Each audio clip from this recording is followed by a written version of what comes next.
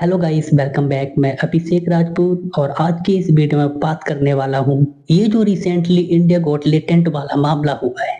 अभी ये तो जो होना था हो गया और लोगों के तरह तरह के रिएक्शंस भी इस वीडियोस पर आ चुके हैं और आ भी रहे हैं। लेकिन 5 ऐसी चीजें हैं मुझे लगता है जिस पर हमें ध्यान देने की जरूरत है। इसे हम अंडू तो नहीं कर सकते, ये तो जो हो रहा है वो तो होता ही रहेगा, लेकिन 5 ऐसी चीजें हैं जिन पर हम ध्यान दे सकते हैं। वी हु यू आर, अगर आप इस बात का ध्यान रखते हैं कि आप कौन हैं, स्वैगी दिखने के लिए, कूल दिखने के लिए वैसे आप नहीं बन सकते। आपने अपनी जो एक रेपुटेशन बनाई है, अपनी एक जो इमेज बनाई है, उसका हमेशा ध्यान रखें। रणबीर अपने आप को बहुत ही स्पिरिचुअल और मेडिटेशन जैसे कि वैसा दिखाता है। एक सॉफ्ट इमेज जो उसने कोशिश की थी लोगों के सामने बनाने की, धार्मिक कल्चर, इन सभी चीजों से बहुत कनेक्टेड दिखाता था वो खुद को। और फिर ऑल ऑफ सडन कहीं पर भी जाकर इस तरह की घिनौनी बात कर देना एक डबल स्टैंडर्ड दिखाता है इंसान का। याद रहे, लोग बुरे लोगों को माफ कर देंगे लेकिन डबल स्टैंडर्ड वाले लोगों को कभी माफ नहीं करते।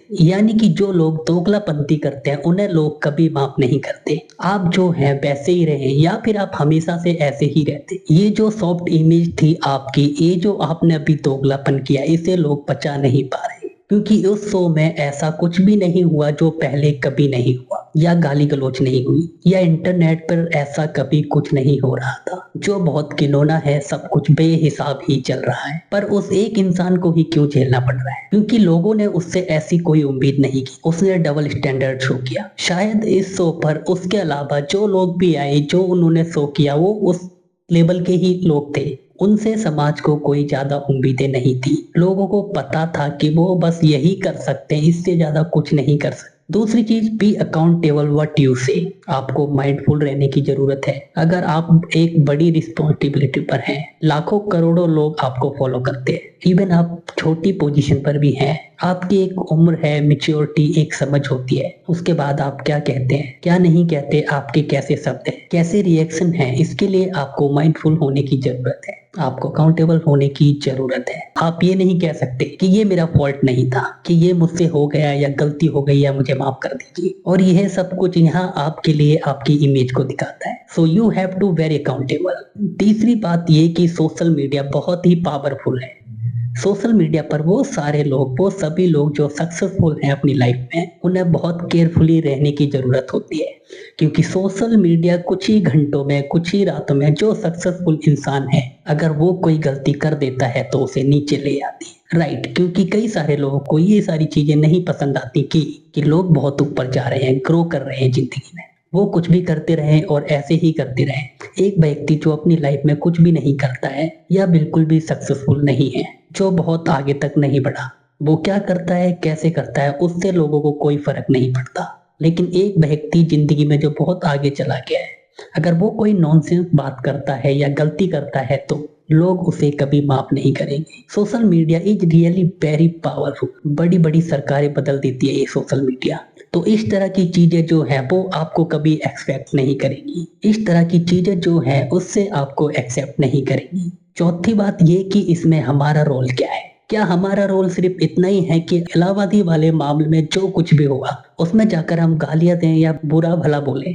क्या इससे पहले कभी कोई ऐसा डाटा नहीं आया सोशल मीडिया पर जिसमें गाली गलौज नहीं थी? क्या कभी हमने उसको रोका या कभी उस पर ऑब्जेक्शन उठाया? बल्कि हम जैसे ही लोगों ने उस कंटेंट पर 3-3, 4-4 करोड़ व्यूज दिए हैं। तो चेंजेस कहाँ है कि हम सब उस कंटेंट को कंज्यूम कर रहे हैं और इस तरह के लोगों को लगता है कि उनका कंटेंट सही है और उनका शो अच्छा है। इससे वो लोग इंकरेज होते हैं और अपने शो को और भी ज्यादा बढ़ावा देते हैं। अगर हम ही ना देखें ऐसे शो, उसे एक्सेप्ट ही ना करें, तो इतनी नेगेटिविटी नहीं फैलेगी।